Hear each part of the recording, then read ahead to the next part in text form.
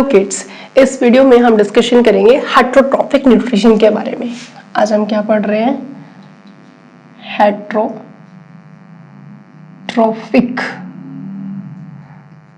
Nutrition. ठीक है, heterotrophic nutrition यानी कि जो लास्ट हमारा वीडियो था उसके अंदर हम लोगों ने किसके बारे में डिस्कशन किया था? Autotrophic nutrition.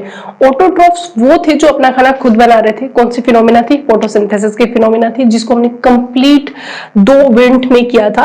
और ये भी देखा था कि जो जीरोफाइटिक प्लांट्स होते हैं वो किस तरीके से ऑटोट्रॉफिक न्यूट्रिशन को परफॉर्म करते हैं। ठीक है, और आज की इस वीडियो में हम लोग डिस्कशन करेंगे हेटरोट्रॉफिक न्यूट्रिशन।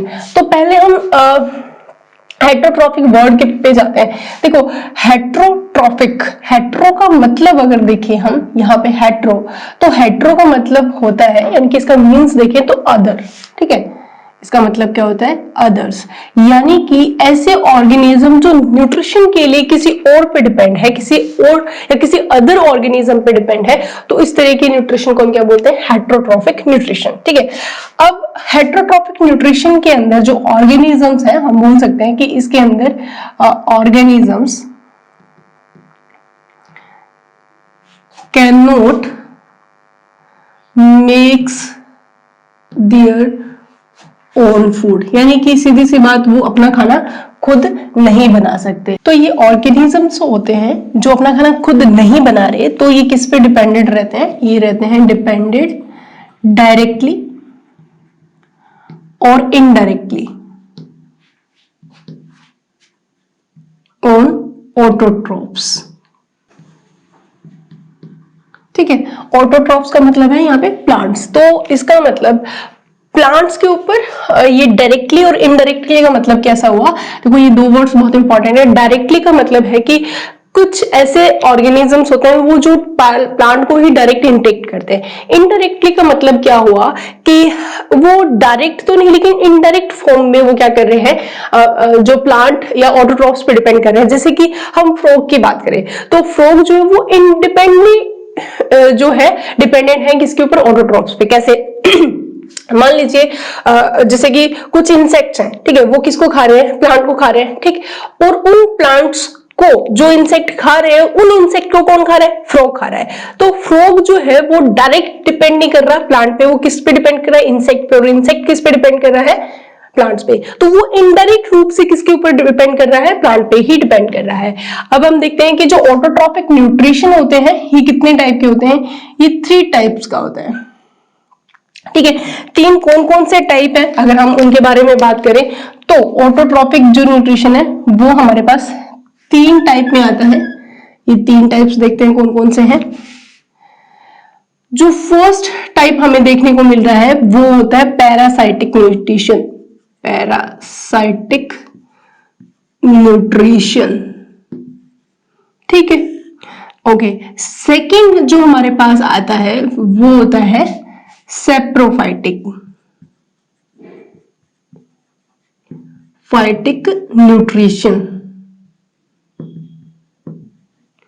ठीक, और जो थर्ड हमारे पास आता है, थर्ड टाइप, वो रहता है होलोजोइक न्यूट्रिशन। ठीक है, तो ये है हमारे पास 3 तरह के न्यूट्रिशन, पैरासाइटिक, सैप्रोफाइटिक और होलोजोइक न्यूट्रिशन। हम क्या पढ़ रहे हैं? Autotrophic nutrition. ठीक है, तो अब हम देखते हैं कि पैरासाइटिक न्यूट्रिशन में क्या होता है कि इस न्यूट्रिशन के अंदर जो ऑब्टेन किया जाता है, obtain nutrient from living organisms. ठीक है, जो लिविंग ऑर्गेनिजम्स होते हैं उन्हीं से ही न्यूट्रिएंट ऑब्टेन किए जाते हैं। इसके अंदर क्या होता है कि बोथ प्लांट और एनिमल्स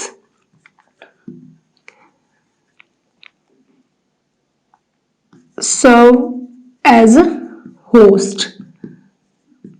ठीक है, तो यहां पे प्लांट और एनिमल दोनों ही क्या हो सकते हैं? होस्ट हो सकते हैं। पैरासाइटिक जो न्यूट्रिशन है, अगर उसके अंदर बात करें तो जो इस न्यूट्रिशन को परफॉर्म करने वाले जो ऑर्गेनिज्म होते हैं वो कहां पाए जाते हैं? तो ये ऑर्गेनिज्म यानी कि दे आर फाउंड, तो ये कहाँ पाए जाते हैं? दो जगह मिलेंगे हमें, एक तो इनसाइड द बॉडी और दूसरा हमें मिलते हैं आउटसाइड द बॉडी। ठीक है, अगर इनसाइड बॉडी की बात चल रही है तो इनको हम बोलते हैं एंडोपैरासाइट, एंडोपैरासाइट। ठीक है, और जो आउटसाइड द बॉडी मिलते हैं उनको हम बोलते हैं एक्टोपैरासाइट। ठीक है, एग्जाम्पल की बात करें तो एंडो और एक्टोपैरासाइट के अंदर हम एंडोपैरासाइट देखें तो टैपवर्म जो है हमारी बॉडी के अंदर यानी कि एनिमल के अंदर प्रेजेंट होते हैं, बहुत सारे बैक्टीरिया होते हैं, बहुत सारे ऐसे फंजाई होते हैं जो हमारी बॉडी के अंदर भी प्रेजेंट होते हैं, यानी कि एनिमल की बॉडी के अंदर अगर प्रेजेंट है तो आप एक्टोपैरासाइट का एग्जांपल लिख सकते हैं टैपवर्म। ठीक है, वहीं अगर हम बात करें एक्टोपैरासाइट की, ये अंदर बॉडी के अंदर जो रहता है ना इन एंडो, तो टैपवर्म एग्जांपल हो जाएगा। और एक्टोपैरासाइट की बात करें, अगर बॉडी के बाहर की बात करें तो बहुत सारे एग्जांपल्स हैं, जैसे कि लाइसेस हुई। ठीक है, और इसके अलावा अगर प्लांट की बात करें तो कस्कुटा इसका एग्जांपल रहता है, कस्कुटा जिसको आप अमरबेल बोलते हैं, तो वो प्लांट के ऊपर एक मतलब नेटवर्क बना के रहती है अमरबेल, और वो क्या है एक्टोपैरासाइट एग्जांपल है किसका? प्लांट का। तो मैंने यहाँ पे पहले लिख दिया कि यहाँ पे प्लांट भी होस्ट हो सकता है और एनिमल भी होस्ट हो सकता है। अगर एनिमल की बात करेंगे तो लाइसिस एग्जाम्पल आ जाएगा, और अगर प्लांट की बात करेंगे तो अमरबेल यानी कि कस्कुटा यहाँ पे एग्जाम्पल आ जाएगा, जो कि प्लांट बॉडी के बाहर रहता है, एज ए पैरासाइटिक वर्क करता है। तो ये हमारे मेन पॉइंट्स है किसके बारे में? पैरासाइटिक न्यूट्रिशन के बारे में। अब देखते हैं सैप्रोफाइटिक न्यूट्रिशन। देखो, सैप्रोफाइटिक न्यूट्रिशन परफॉर्म करने वाले जो ऑर्गेनिजम्स होते हैं उन ऑर्गेनिज्म को हम सैप्रोट्रॉफ भी बोलते हैं, डिकम्पोजर के नाम से भी जानते हैं। क्यों? क्योंकि जो सैप्रोट्रॉफ्स होते हैं, यानी कि आप इनको दोनों नाम से जान सकते हो, इनको आप सैप्रोट्रॉफ्स भी बोल सकते हो या डिकम्पोजर। ठीक है, सैप्रोट्रॉफ्स या डिकम्पोजर। ठीक है, इन दोनों नाम के साथ साथ अगर हम इन ऑर्गेनिज्म की बात करें तो ये ऑर्गेनिज्म फीड करते हैं किस पे? Feed on dead and decay matter.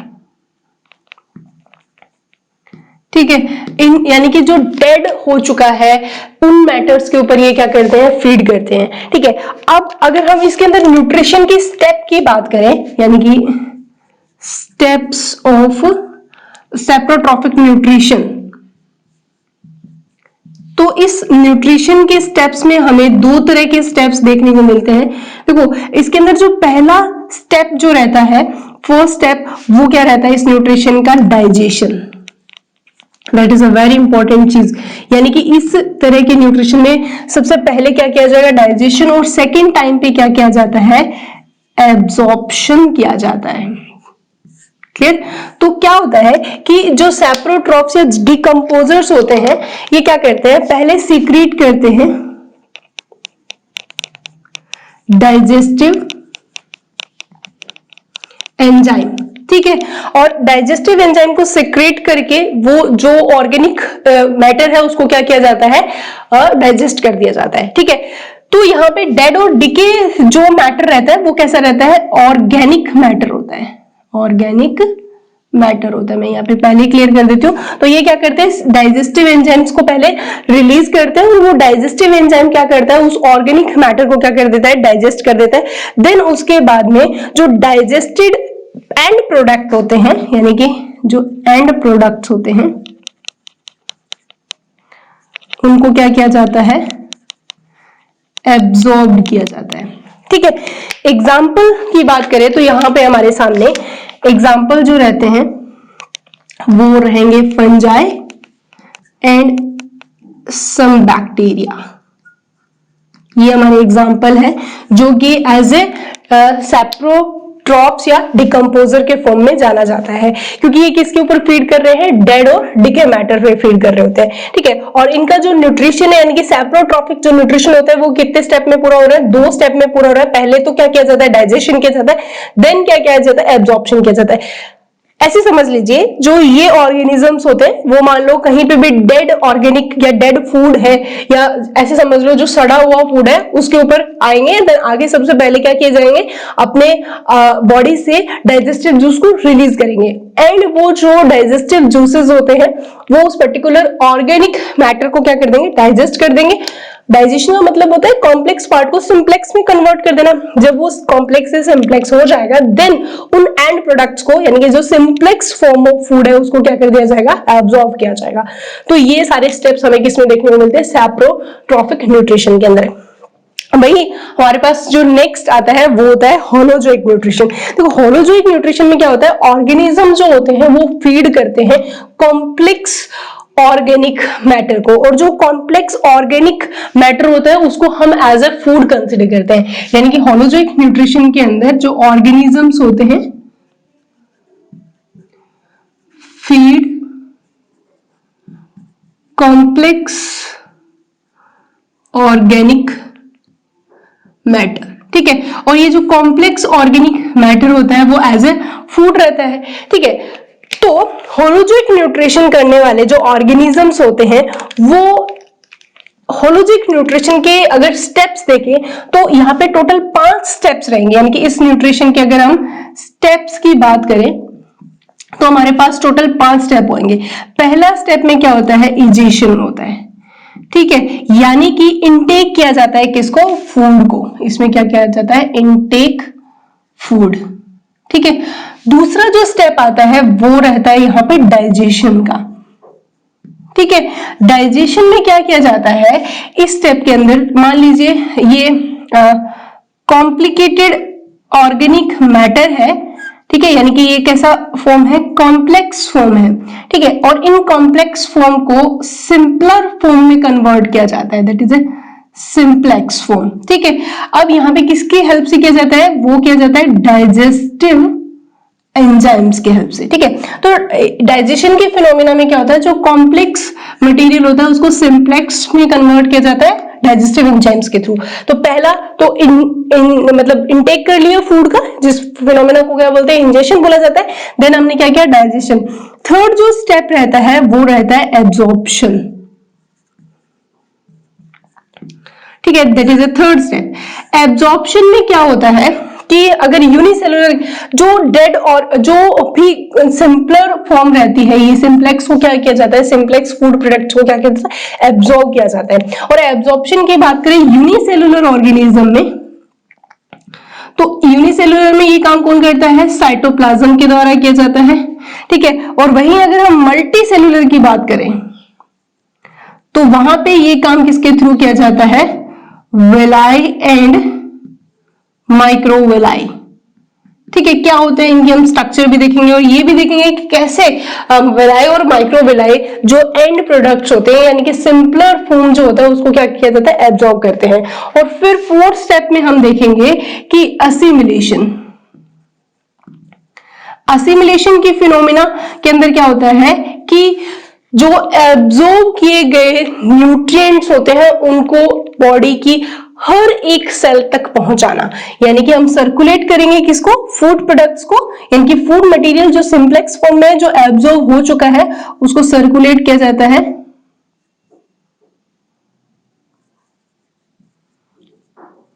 Each and every cell of body, ठीक है। और फिर फिफ्थ में हमारे पास जो स्टेप आता है वो रहता है, सबसे लास्ट स्टेप होता है जिसको हम बोलते हैं इजेशन। और इजेशन के अंदर हम क्या करते हैं, रिमूव किया जाता है किसको, अनडाइजेस्टेड फूड को, ठीक है। तो ये हमारे 5 स्टेप रहते हैं किसके, होलोजोइक न्यूट्रिशन के। बहुत इंपॉर्टेंट क्वेश्चन बनता है बच्चों बोर्ड के अंदर कि explain the step of holozoic nutrition, ठीक है। ये जो पांचों के पांचों स्टेप्स आपको दिख रहे हैं यहाँ पे, जो पहला स्टेप आपके सामने आ रहा है इंजेशन, दूसरा स्टेप आ रहा है डाइजेशन, एब्जॉर्प्शन, असिमिलेशन और इजेशन, ये पांचों के पांचों स्टेप हम यूनिसेलुलर ऑर्गेनिज्म में भी देखेंगे और ये पांचों के पांचों जो स्टेप्स है वो मल्टी सेलुलर ऑर्गेनिज्म यानी कि ह्यूमन के अंदर ये पांचों स्टेप्स कैसे होते हैं ये भी हम देखेंगे। ठीक है, तो हमारा यहाँ पे बोर्ड के पॉइंट ऑफ व्यू से देखते हैं तो हमारे पास काफी सारे क्वेश्चंस आ गए हैं कि एक्सप्लेन द होलोट्रॉपिक हेटेरोट्रॉपिक न्यूट्रिशन, तो आप कंप्लीट इस तरीके से इसको लिख सकते हो। ठीक है, इसके अलावा आपसे पूछा जा सकता है कि पैरासाइटिक न्यूट्रिशन को एक्सप्लेन करो और कितने टाइप के पैरासाइट्स होते हैं, तो दो टाइप के हो गए, एंडो जो बॉडी के अंदर है, एक्टो जो बॉडी के बाहर है। ठीक है, सेप्रोट्रॉपिक न्यूट्रिशन जो डेड एंड डीके मैटर पे फीड करते हैं, इनके अंदर पहले डाइजेशन होता है देन एब्जॉर्प्शन होता है। ठीक है, जबकि हम में पहले इजेशन हो रहा था, पहले अंदर आ रहा था मटेरियल, देन हम उसको डाइजेस्ट कर रहे हैं, तो ये आगे।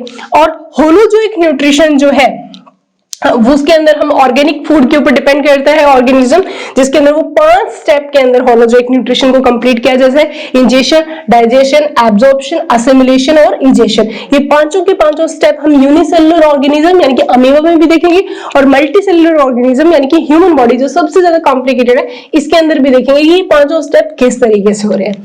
सो अगर हम होलोजोइक न्यूट्रिशन के एग्जांपल्स की बात करें तो एग्जांपल में थोड़ा सा कंफ्यूजन क्रिएट हो जाएगा, क्योंकि होलोजोइक न्यूट्रिशन जो परफॉर्म करने वाले एग्जांपल्स होते हैं वो 3 तरह के एग्जांपल हमें देखने को मिलेंगे। अगर हम उन 3 तरह के एग्जांपल्स की मैं एग्जांपल यहां लिख देती हूँ, तो एग्जांपल देखें तो हमारे पास 3 तरह के एग्जांपल्स आएंगे। एक तो होता है हर्बीवोरस,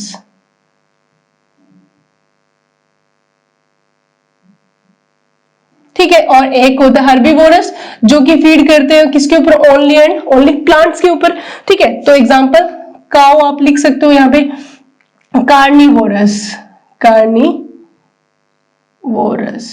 ठीक है, और कार्निवोरस के अंदर अगर एग्जांपल लिखोगे तो लायन होगा, टाइगर हो गया, यानी कि जो ओनली एंड ओनली एनिमल्स को फीड करते हैं। ठीक है, और थर्ड जो होता है वो होता है ओमनीवोरस। ठीक है, ओमनीवोरस के अंदर हम किसको रखते हैं, ह्यूमन को रखते हैं, क्योंकि ह्यूमन जो है वो एनिमल्स पे भी फीड कर सकता है और प्लांट पर भी मतलब डिपेंड रह सकता है, यानी कि एनिमल को भी फीड कर सकता है और प्लांट को भी फीड कर सकता है। तो अगर आपको होलोजोइक न्यूट्रिशन के टाइप्स पूछा जाए तो आप 3 तरह के आप बता सकते हो, इसके अंदर टाइप रहेंगे हर्बीवोरस, कार्निवोरस और ओमनीवोरस। हर्बीवोरस वो न्यूट्रिशन फिनोमेना होता है जिसके अंदर organism only and only depend on plants, example हो गया काउ। कार्निवोरस वो न्यूट्रिशन होलोजोइक का होता है जिसके अंदर वो फीड करता है ओनली एंड ओनली एनिमल्स पे। ठीक है, तो एग्जांपल आप लायन, टाइगर कुछ भी लिख सकते हो। ओमनीवोरस जो कि हम खुद हैं, इसके अंदर ऑर्गेनिज्म क्या कहता है, वो प्लांट पे भी फीड कर सकता है और एनिमल पर भी फीड कर सकता है, यानी कि वो प्लांट को भी खा सकता है और एनिमल को भी खा सकता है। एग्जांपल रहते हैं ओमनीवोरस। तो एग्जांपल के फॉर्म में आपके पास एक और क्वेश्चन आ गया, explain the holozoic nutrition with type. Steps अलग रहते हैं, टाइप्स अलग रहते हैं। तो टाइप्स की अगर बात करें या एग्जांपल्स की बात करें तो आप इस क्वेश्चन को इस तरीके से लिखोगे। तो ये है हमारे पास कंप्लीट फिनोमेना किसका, हेटेरोट्रॉपिक न्यूट्रिशन का कंप्लीट इंट्रोडक्टिव पोर्शन, जिसके अंदर हमने पैरासाइटिक, सेप्टोफाइटिक, होलोजोइक, उसके स्टेप्स और उसके टाइप्स भी विद एग्जांपल हम लोगों ने कर लिए हैं। अब हमारा नेक्स्ट जो टॉपिक रहेगा वो ये है कि जो हेटेरोट्रॉपिक न्यूट्रिशन के अंदर हम क्या देख रहे हैं, होलोजोइक न्यूट्रिशन। इस होलोजोइक न्यूट्रिशन को हम सबसे पहले देखेंगे यूनिसेल्युलर ऑर्गेनिज्म में। ठीक है, और यूनिसेल्युलर में एग्जांपल हम किसका लेंगे, अमीबा का। ठीक है, तो और एक हम मल्टीसेलुलर में एग्जांपल क्या लेंगे, ह्यूमन का। ठीक है, तो अब यहाँ हम देखेंगे सबसे पहले अमीबा के अंदर जो हेटेरोट्रॉपिक न्यूट्रिशन है वो किस तरीके से परफॉर्म किया जाता है। तो ये है हमारा नेक्स्ट टॉपिक।